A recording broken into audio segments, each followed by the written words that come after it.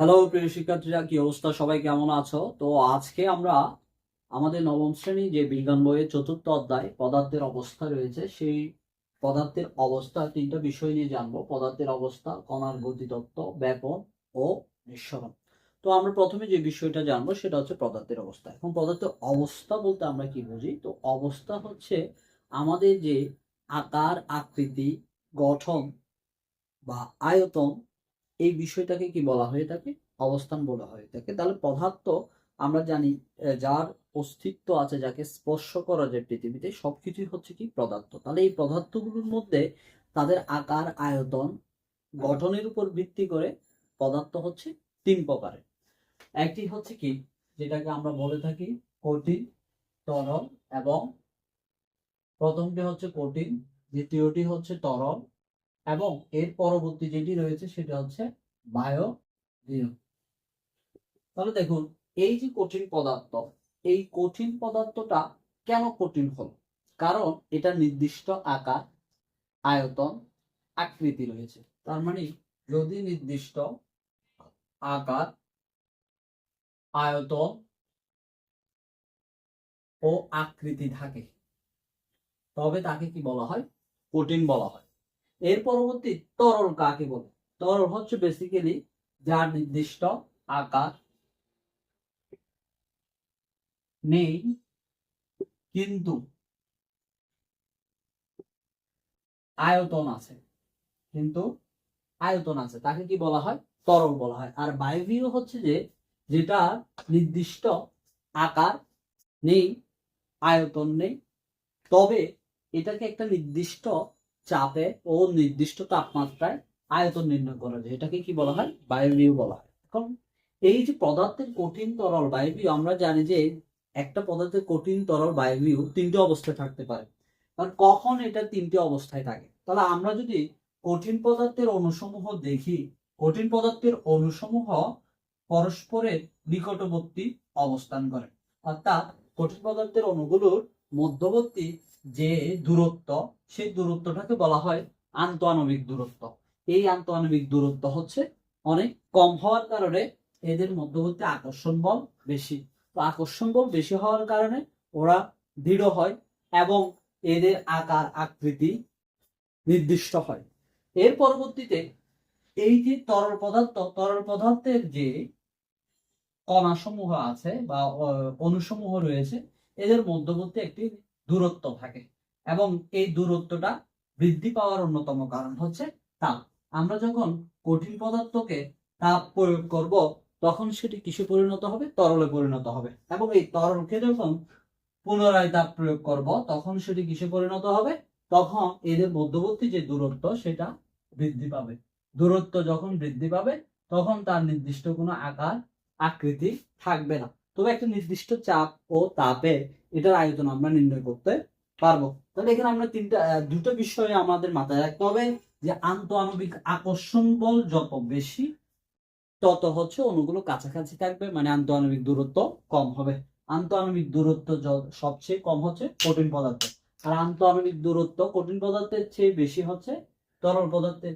আর সেজন্য তরল পদার্থের নির্দিষ্ট আকার নেয়, তবে নির্দিষ্ট আয়তন রয়েছে। তরল পদার্থকে আমরা যে বস্তুর মধ্যেই রাখবো, যে পাত্রেই রাখবো, সেই পাত্রে কি হবে? এটি সে পাত্রে আকার ধারণ করবে। আর বায়বীয় পদার্থের নির্দিষ্ট কোনো আকার, আকৃতি নেই, তবে সেটা চাইলে তুমি আয়তন বের করতে পারো নির্দিষ্ট তাপমাত্রা ও চাপে। তাহলে এই হচ্ছে কি আমাদের পদার্থের অবস্থা। এখন আমরা জানবো কণার গতিতত্ত্ব সম্পর্কে। কণার গতিতত্ত্ব বেসিক্যালি হচ্ছে যে পরমাণু বা অণুসমূহের কিছু নির্দিষ্ট বৈশিষ্ট্য বা ধর্ম আছে। এই বৈশিষ্ট্য বা ধর্মগুলোকে কি বলা হয়? কণার গতিতত্ত্ব। শিক্ষার্থীরা, এখন আমরা জানবো কণার গতিতত্ত্ব সম্পর্কে। কণার গতিতত্ত্ব, দেখুন, কণার গতিতত্ত্ব থেকেও কিন্তু আমরা কঠিন, তরল, বায়বীয় পদার্থ, এটা কেন কঠিন, তরল, বায়বীয় হলো সে বিষয়টা জানতে পারবো। কিভাবে? দেখুন, প্রথমত আমরা জানি যে প্রত্যেক পদার্থই হচ্ছে ক্ষুদ্র ক্ষুদ্র কণা দ্বারা গঠিত, আর এই কণাগুলোকে বলা হয় পরমাণু। আবার পরমাণু সমষ্টিকে বলা হয় অণু। তাহলে দেখুন, প্রথমত এই পরমাণু সমূহ পরস্পরের সাথে যে সংযুক্ত আছে একটা শক্তি দ্বারা, সেটাকে কি বলা হয়? সেটাকে বলা হয় আন্তঃআণবিক আকর্ষণ বল। আর এই পরস্পর থেকে এটি যখন আলাদা হয়, সেই আলাদা হওয়ার পিছনে কিন্তু একটা গতি কাজ করে, সেটা হচ্ছে যে অণুর গতিশক্তি। আর সেই গতিশক্তি সম্পর্কে আমরা জানবো।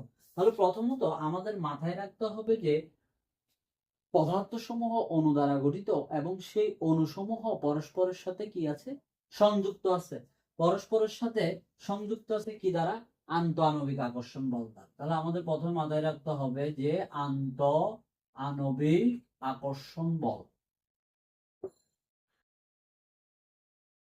এই আন্তঃআণবিক আকর্ষণ বল দ্বারা অণুসমূহ পরস্পরের সাথে সংযুক্ত আছে। তাহলে এই যে একটা অণু পরস্পরের সাথে এদের মধ্যবর্তী যে আকর্ষণ বল, এটাকে বলা হয় আন্তঃআণবিক আকর্ষণ বল। এরপর আরেকটা টপিক আমাদের মাথায় রাখতে হবে, সেটা হচ্ছে আন্তঃআণবিক দূরত্ব।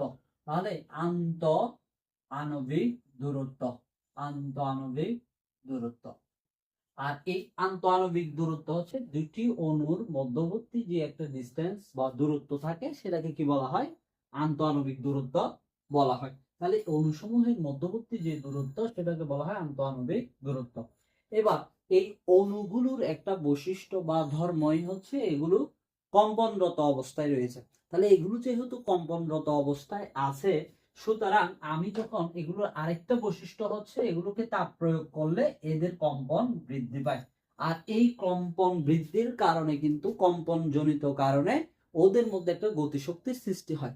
আর এই গতিশক্তিটাই কি করে, ওরা একটা অণু আরেকটা অণু থেকে আলাদা হয়ে ছুটোছুটি শুরু করে। অর্থাৎ এখানে একটা গতিশক্তি থাকে। তার মানে কণার গতিতত্ত্বে আরেকটা বিষয় হচ্ছে কি, গতিশক্তি। তাহলে এই তিনটা বিষয় যদি আমরা একসাথে কম্বাইন করে কি দাঁড়াচ্ছে, একটা হচ্ছে আন্তঃআণবিক আকর্ষণ বল যত বাড়বে, অণুসমূহের দৃঢ়তা তত বাড়বে, অর্থাৎ এটা কঠিন অবস্থায় থাকবে। বা আন্তঃআণবিক আকর্ষণ বল যত কমবে, অণুসমূহের মধ্যবর্তী দূরত্ব বাড়বে, দূরত্ব বাড়লে এদের অবস্থার পরিবর্তন হবে, অর্থাৎ কঠিন থেকে তরল হবে, তরল থেকে বায়বীয় হবে। ঠিক আন্তঃআণবিক দূরত্বের ক্ষেত্রে যে বিষয়টা মাথায় রাখতে হবে, যে আন্তঃআণবিক দূরত্ব বাড়লে অণুসমূহ কঠিন থেকে তরল, আবার এর চেয়ে বেশি বাড়লে তরল থেকে বাষ্পে পরিণত হবে। আর গতিশক্তি, তাহলে দেখুন কঠিন পদার্থের কিন্তু গতিশক্তি কম থাকবে, তরলের গতিশক্তি বেশি থাকবে কঠিনের চেয়ে। আবার বায়বীয় গতিশক্তি কিন্তু বায়বীয় যে পদার্থ, সেই বায়বীয় পদার্থ অণুসমূহের গতিশক্তি এই যে তরলের চেয়ে বৃদ্ধি পাবে। তার মানে পদার্থের অবস্থা চেঞ্জ হওয়ার পিছনে এই গতিশক্তি দায়ী। একটা পদার্থের মধ্যে প্রত্যেকটা পরমাণুর গতিশক্তি কিন্তু সমান থাকে এবং এটি কোনো একটি পাত্রের গায়ে সমানভাবে চাপ প্রয়োগ করে। এই বিষয়টা মাথায় রাখতে হবে। মনে করেন আপনি একটা পাত্র নিলেন, এই পাত্রের মধ্যে কিছু গ্যাসের কণা নিলেন, তাহলে এই গ্যাসের কণাগুলো কিন্তু পাত্রের গায়ে সবগুলো সমানভাবে এগুলো ছুটোছুটি করবে এবং এই সময় পাত্রের গায়ে সমানভাবে বল প্রয়োগ করবে। এর পরবর্তীতে আরেকটা বিষয় মাথায় রাখতে হবে যে প্রত্যেকটা মৌলের যে পরমাণু, সেই পরমাণুর সংখ্যাটা ভিন্ন থাকে এবং ওদের পরমাণুগুলো একটা নিজস্ব বৈশিষ্ট্য থাকে। যেমন ধরুন হাইড্রোজেন এর পরমাণুর সাথে অক্সিজেনের পরমাণুর সাদৃশ্যতা থাকবে না, বা অক্সিজেনের পরমাণুর সাথে নাইট্রোজেনের পরমাণুর সাদৃশ্যতা থাকবে না। অর্থাৎ প্রত্যেক মৌলের পরমাণুর নিজস্ব কিছু বৈশিষ্ট্য থাকবে। আর এই বিষয়টাও হচ্ছে কণার গতিতত্ত্বের অন্তর্গত। তার মানে এখান থেকে আমরা বুঝতে পারলাম যে কণাসমূহের মধ্যবর্তী একটি গতি শক্তি রয়েছে, যে গতি শক্তিটা আন্তঃআণবিক আকর্ষণ বল আন্তঃআণবিক দূরত্বের উপর নির্ভর করে। যদি আন্তঃআণবিক আকর্ষণ বল বাড়ে, তাহলে সেক্ষেত্রে গতিশক্তি কমে, এবং যদি আন্তঃআণবিক দূরত্ব বাড়ে, তাহলে সেই ক্ষেত্রে আকর্ষণ বলটা বা গতিশক্তিটা বৃদ্ধি পায়, আকর্ষণ বলটা কমতে থাকে। তাহলে এই তিনটা বিষয় হচ্ছে বেসিক্যালি কণার গতিতত্ত্বের মূল বিষয়। সেটা হচ্ছে আন্তঃআণবিক আকর্ষণ বল, আন্তঃআণবিক দূরত্ব, গতিশক্তি। এই তিনটা বিষয়ের উপর পদার্থ কঠিন হবে, তরল হবে নাকি বায়বীয় হবে, এই বিষয়টা কাজ করে। এখানে আরেকটা বিষয়, সেটা হচ্ছে তাপ। তাপ হচ্ছে এখানে প্রবাহক হিসেবে কাজ করে। অর্থাৎ এই যে কঠিনের পরমাণু সমূহকে উত্তেজিত করে, তাদের মধ্যবর্তী ডিস্টেন্স বাড়িয়ে দেয় এবং গতিশক্তি বাড়িয়ে দেয়। গতিশক্তি বাড়িয়ে দিলে সেটা তরলে পরিণত হয় এবং তো তরলকে। তো প্রিয় শিক্ষার্থীরা, এখন আমরা জানবো ব্যাপন কি। দেখুন, ব্যাপন হচ্ছে যে কোনো কঠিন তরল বায়বীয় মাধ্যমের কণাসমূহ স্বতঃস্ফূর্তভাবে ঘন মাধ্যম থেকে হালকা মাধ্যমে ছড়িয়ে পড়া, এই বিষয়টাকেই কি বলা হয়? ব্যাপন বলা হয়। তাহলে ব্যাপন হচ্ছে যে একটি ভৌত ঘটনা বা ভৌতভাবে অবস্থার পরিবর্তন। কিরকম দেখুন, মনে করুন এই যে এখানে কিছু গ্যাসীয় কণা আছে, সেই গ্যাসীয় কণাগুলোকে এগুলো একটা বদ্ধ পাত্রে আছে, সেই বদ্ধ পাত্রে গ্যাসীয় কণাগুলোকে যখন আমরা উন্মুক্ত করব, তখন কিন্তু এই গ্যাসীয় কণাগুলো এক জায়গায় স্থির থাকবে না তাদের গতিশক্তির জন্য। তাহলে সেগুলো এই ঘন স্থান থেকে আস্তে আস্তে যে স্থানে এই গ্যাসীয় কণা উপস্থিতি কম রয়েছে সেখানে ছড়িয়ে পড়বে। আর এই ঘটনাটাকে কি বলা হয়? ব্যাপন বলা হয়। এই যেমন ধরুন, আপনি যখন পারফিউম ইউজ করেন, তখন আপনার যে পারফিউম, যে আপনার গায়ে যে আপনি পারফিউমটা লাগিয়েছেন, সেই পারফিউমটা কিন্তু ঘন আকারে আছে, কিন্তু এটা চারপাশে বাতাসে কিন্তু, অর্থাৎ ঘন মাধ্যম থেকে হালকা মাধ্যমে ছড়িয়ে যায়। আর এই ছড়িয়ে যাওয়াটার জন্য কোনো মাধ্যম এখানে কেবলমাত্র বায়ু মাধ্যমের মাধ্যমে এটা কি হচ্ছে হচ্ছে অর্থাৎ ব্যাপনের জন্য মাধ্যমের প্রয়োজন হয় কঠিন, তরল, না হয় বায়বীয়। 3 ধরনের মাধ্যমে ব্যাপন হয়ে থাকে। তাহলে ব্যাপন কাকে বলে? ব্যাপন হচ্ছে যে যদি কোনো ঘন মাধ্যম থেকে স্বতঃস্ফূর্ত ভাবে আহ অণু সমূহ হালকা মাধ্যমে ছড়িয়ে পড়ে, তবে সেটাকে কি বলা হয়? সেটাকে ব্যাপন বলা হয়। তাহলে দেখো, এই যে ব্যাপনের যদি আমরা উদাহরণ দিতে বলি, মনে করুন যে আপনি একটি গ্লাস নিলেন, সেই গ্লাসে কিছু রং কিছু পানি নিলেন, সেই পানিতে অল্প পরিমাণে আপনি রং নিলেন বা কোনো ফুড কালার নিলেন, সেটি নিয়ে যখন এখানে দিবেন, 1 ফোঁটা যোগ করবেন, কিছুক্ষণ পরে দেখবেন সম্পূর্ণ গ্লাসটি কি হয়ে গেল? রঙিন হয়ে গেল। তাহলে এখানে পানিটা কি? পানিটা তরল। তাহলে এখানে পানির মধ্যে রং ছড়িয়ে যাওয়ার ঘটনাটাকে কি বলে? এটাকে বলে তরলের ব্যাপন। এরপর হচ্ছে যে কঠিনের ব্যাপন। তাহলে দেখুন, কঠিনের ব্যাপন হচ্ছে যে আপনি মনে করুন 1 কাপ চা নিয়েছেন, সে 1 কাপ চায়ের মধ্যে একটি লিকার সংযুক্ত টি ব্যাগ যুক্ত করছেন। সেই টি ব্যাগে যে পদার্থটা আছে সেটা কিন্তু কঠিন অবস্থায় আছে। কিছুক্ষণ পর দেখবেন ওই লিকারটা সম্পূর্ণ পানিতে ছড়িয়ে পড়েছে। তাহলে এটা হচ্ছে কঠিনের ব্যাপন। এরপর বায়বীয় যে ব্যাপন, সেটা আমরা সর্বত্র দেখি, কোথাও থেকে দুর্গন্ধ ছড়িয়ে পড়ছে, কিংবা কোথাও থেকে ফুল থেকে সুবাস ছড়িয়ে পড়ছে, পারফিউম থেকে সুবাস ছড়িয়ে পড়ছে। এই বিষয়গুলো সবগুলো হচ্ছে কিসের উদাহরণ? ব্যাপনের উদাহরণ। এখন আমরা যে বিষয়টা জানবো সেটা হচ্ছে নিঃসরণ। নিঃসরণ বেসিক্যালি এক ধরনের ব্যাপন, তবে এক্ষেত্রে একটু পার্থক্য আছে।